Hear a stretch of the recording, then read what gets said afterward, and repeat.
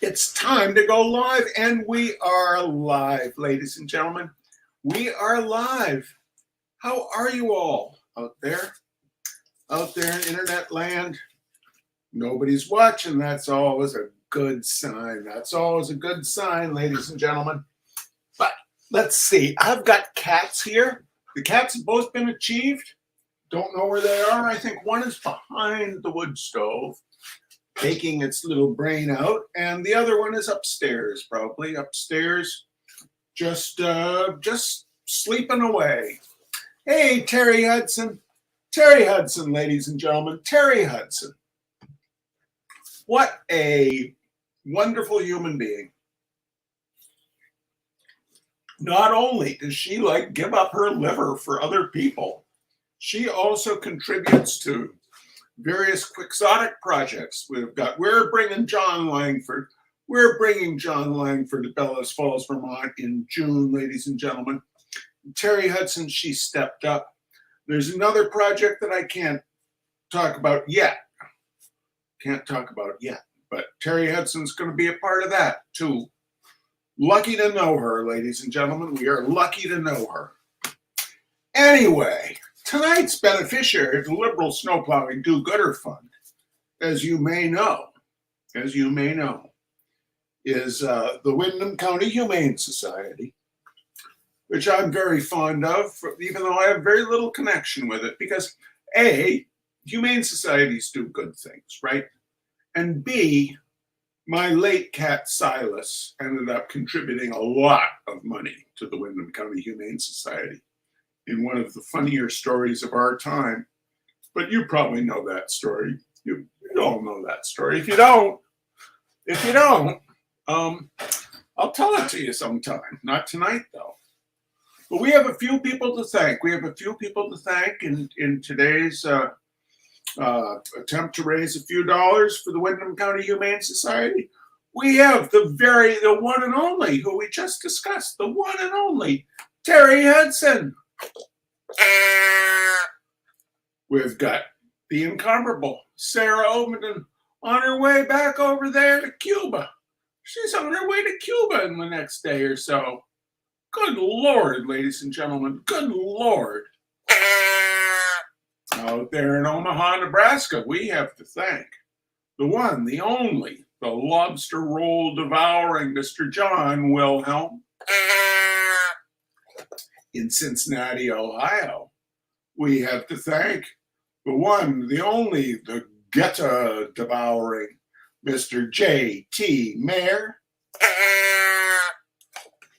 Up there in St. Albans, Vermont, up there where the Vermonter ties up, our local Amtrak train, where the Vermonter ties up every evening, and then the next morning heads back down south, up there in St. Albans, Vermont, the one and only Mr. Jim Frisk.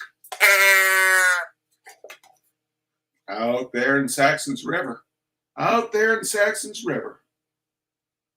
making her way through the perilous mountain passes between Bellows Falls and Saxon's River, making her way, always stalwart, always brave, the one and only Martha Rowley.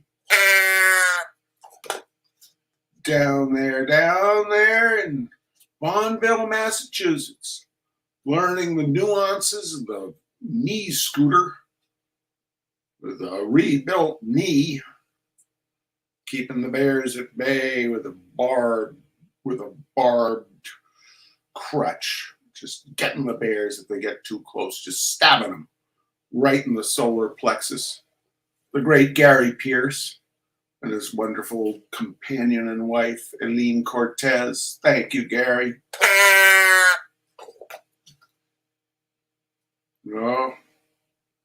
Oh, out there in Pittsburgh, Pennsylvania, where we are not going to comment about John Fetterman this week. We're going to let John Fetterman deal with things that John Fetterman needs to deal with without being made the butt of humor by insensitive liberal do-gooders from Vermont. Out there in Pittsburgh, Pennsylvania, my very, very, very, very, very tall cousin, Mr. Nat Hunter. and his wonderful wife, Elise. Thank you. Thank you all so much. Well, it's time now. It's time now for the next chapter in My Life in Hard Times by Mr. James Thurber. The car we had to push. Many autobiographers, amongst them Lincoln Steffens and Gertrude Atherton, describe earthquakes that their families have been in. I am unable to do this because my family never was in an earthquake. But we went through a number of things in Columbus that were a great deal like earthquakes. I remember in particular some of the repercussions of an old Rio we had that would not go unless you pushed it for quite a ways and suddenly let the clutch out. Once we'd been able to start the engine easily by cranking it, but we'd had the car for so many years that finally it would not go unless you pushed it and then let the clutch out. Of course, it took more than one person to do this. It took sometimes as many as 5 or 6, depending on the grade of the roadway and the conditions underfoot. The car was unusual in that the clutch and the brake were on the same pedal, making it quite easy to stall the engine after you got started so that the car would have to be pushed once again. My father used to get sick to his stomach pushing the car, and very often he was unable to go to work. He had never liked the machine, even when it was good, sharing my ignorance and suspicion of all automobiles of 20 years ago and longer. The boys I went to school with used to be able to identify every car as it passed by. Thomas, Flyer, Firestone, Columbus, Stevens, Duryea, Rambler, Winton, White Steamer, etc., etc. I never could.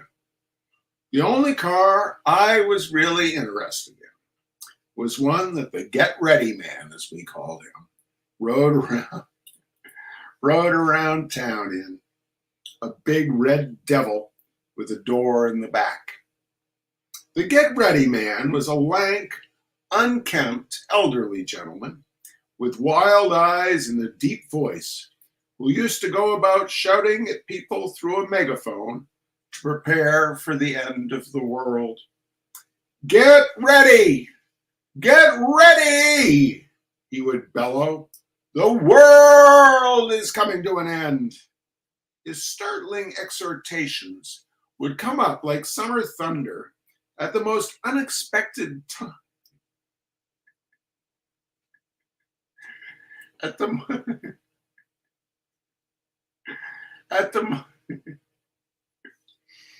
most unexpected times and the most surprising places. I remember once during Mantell's production of King Lear at the Colonial Theater that the Get Ready Man added his bawlings to the squealings of Edgar and the mouthings of the fool and the rantings of the king, rising from somewhere in the balcony to join in. The theater was in absolute darkness, and there were rumblings of thunder and flashes of lightning off stage. Neither father nor I, who were there, ever completely got over the scene, which went something like this. Edgar: "Tom's a cold. Oh, duty, bless thee from whirlwinds, star blasting, and taking. The foul fiend vexes." Thunder off. Lear: "What? Have his daughters brought him to this point?" Get Ready Man: "Get ready! Get ready!" Edgar: "Pillicock sat on Pillicock Hill. Halloo, halloo, loo, loo." Thunder off. Get Ready Man: "The world is coming to an end." Fool: "This cold night will turn us all to fools and madmen." Edgar: "Take heed of the foul fiend. Obey thy parents." Get Ready Man: "Get ready! Get ready!" Edgar, Tom's a cold. Get ready, man. The world is coming to an end. They found him finally and ejected him, still shouting. The theater in our time has known few such moments. But to get back to the automobile, one of my happiest memories of it was when, in its 8th year, my brother Roy got together a great many articles from the kitchen, placed them in a square of canvas, and swung this under the car with a string attached so that, at a twitch, the canvas would give way and the steel and tin things would clatter to the street. This was a little scheme of Roy's to frighten Father, who had always expected that the car might explode. It worked perfectly. That was 25 years ago, but it is one of the few things in my life that I would like to live over again if I could. I don't suppose that I can now. Roy twitched the string in the middle of a lovely afternoon on Bryden Road near 18th Street. Father had closed his eyes and, with his hat off, was enjoying a cool breeze. The clatter on the asphalt was tremendously effective. Knives, forks, can openers, pie pans, pot lids, biscuit cutters, ladles, egg beaters, they all fell beautifully together in a lingering, clement crash. "Stop the car!" shouted Father. "I can't," Roy said. "The engine fell out." "Oh, God Almighty," said Father, who knew what that meant, or at least knew what it sounded as if it might mean. It ended unhappily, of course, because we finally had to drive back and pick up the stuff, and even Father knew the difference between the workings of an automobile and the equipment of a pantry. My mother would not have known, however, nor her mother. My mother, for instance, thought, or rather knew, that it was dangerous to drive an automobile without gasoline. It fried the valves or something. "Now don't you dare drive all over town without gasoline," she would say to us when we started off. Gasoline, oil, water, they were all much the same to her. A fact that made her life both confusing and perilous. Her greatest dread, however, was the Victrola. We had a very early one back in the Come Josephine and My Flying Machine days. She had an idea that the Victrola might blow up. It alarmed her rather than reassured her to explain that the phonograph was run neither by gasoline nor by electricity. She could only suppose it was propelled by some newfangled and untested apparatus which was likely to let go at any minute, making us all the victims and martyrs of the wild-eyed Edison's dangerous experiments. The telephone she was comparatively at peace with, except, of course, during storms where, for some reason or other, she always took the receiver off the hook and let it hang. She came naturally by her confused and groundless fears, for her own mother lived the latter years of her life in the horrible suspicion that electricity was dripping invisibly around the house. It leaked, she contended, out of empty sockets if the wall switch had been left on. She would go around screwing in bulbs, and if they lighted up, she would hastily and fearfully turn off the wall switch and go back to her Pearson's or Everybody's, secure in the satisfaction she had stopped not only a costly but a dangerous leakage. Nothing could ever clear this up for her. And here's a picture, ladies and gentlemen. Here's a picture of her looking suspiciously at that electricity leaking out of the light socket. Our poor old Rio came to a horrible end finally. We'd parked it too far from the curb on a street with a car line. It was late at night and the street was dark. The first streetcar that came along could not get by. It picked up the tired old automobile as a terrier might seize a rabbit, and it drubbed it unmercifully, losing its hold now and then, but then catching a new grip a second later. Tires booped and whooshed, the fenders squealed and graked. The steering wheel rose up like a specter and disappeared in the direction of Franklin Avenue with a melancholy whistling sound. Bolts and gadgets flew like sparks from a Catherine wheel. It was a splendid spectacle, but, of course, saddening to everybody except the motorman of the streetcar, who was sore. I think some of us broke down and wept. It must have been the weeping that caused Grandfather to take on so terribly. Time was all mixed up in his mind. Automobiles and the like he never remembered having seen. He apparently gathered from the talk and excitement and weeping that someone had died. Nor did he let go of this delusion.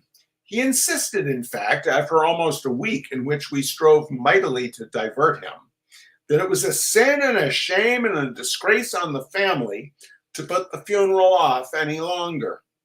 Nobody is dead. The automobile is smashed, shouted my father, trying for the 30th time to explain the situation to him. Was he drunk? Demanded Grandfather sternly. Was who drunk? asked Father. Zenas, said Grandfather. He had a name for the corpse now. It was his brother Zenas, who, as it happened, was dead, but not from driving an automobile while intoxicated. Zenas had died in 1866, a sensitive, rather poetical boy of 21 when the Civil War broke out. Zenas had gone to South America, just as he wrote back, until this blows over. Returning after the war had blown over, he caught the same disease that was killing off the chestnut trees, and he passed away. It is the only case in history where a tree doctor had to be called to spray a person, and our family felt it very keenly. Oh, here's a picture. Here's a picture, ladies and gentlemen. Here's a picture of Zenas being killed by the chestnut blight. Says he caught the same disease that was killing the chestnut trees. Nobody else in the United States caught the blight. Some of us have looked upon Zenas's fate as kind of a poetic justice. Now that Grandfather knew, so to speak, who was dead, it became increasingly awkward to go on living in the same house with him as if nothing had happened. He would go into towering rages in which he threatened to write to the Board of Health unless the funeral were held at once. We realized that something had to be done.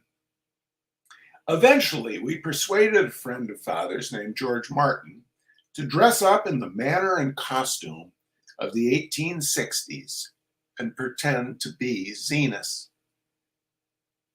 in order to set Grandfather's mind at rest. The imposter looked fine and impressive in sideburns and a high beaver hat, and not unlike the daguerreotypes of Zenas in our album. I shall never forget the night just after dinner when this Zenas walked into the living room. Grandfather was stomping up and down, tall, hawk-nosed, round oath. The newcomer held out both his hands. "Clem!" he cried to Grandfather. Grandfather turned slowly, looked at the intruder, and snorted. "Who are you?" he demanded in his deep, resonant voice. "I'm Zenas," cried Martin. "Your brother Zenas, fit as a fiddle and sound as a dollar." Zenas, my foot, said grandfather. Zenas died of the chestnut blight back in '66. Grandfather was given these sudden, unexpected, and extremely lucid moments. They were generally more embarrassing than his other moments. He comprehended before he went to bed that night that the old automobile had been destroyed and that its destruction had caused all the turmoil in the house. It flew all to pieces, Pa, my mother told him, in graphically describing the accident. I knew 'twould, growled grandfather. I always told you to get a Pope Toledo. All right, ladies and gentlemen, all right. That is Thurber Night for tonight. We'll be back next week with the next chapter of My Life in Hard Times, which is, oh, the incomparable, the day the dam broke. True thing, ladies and gentlemen, a true bit of Columbus history. I'll put a link up this week, even though my posts are not at the top of Faceplant's feeds for the next 21 days because of my being in Facebook jail recently. But I'll put a link up and you can read about the day the dam broke. All right, you take good care. We'll see you next Sunday night right here. Thanks a lot and bye-bye.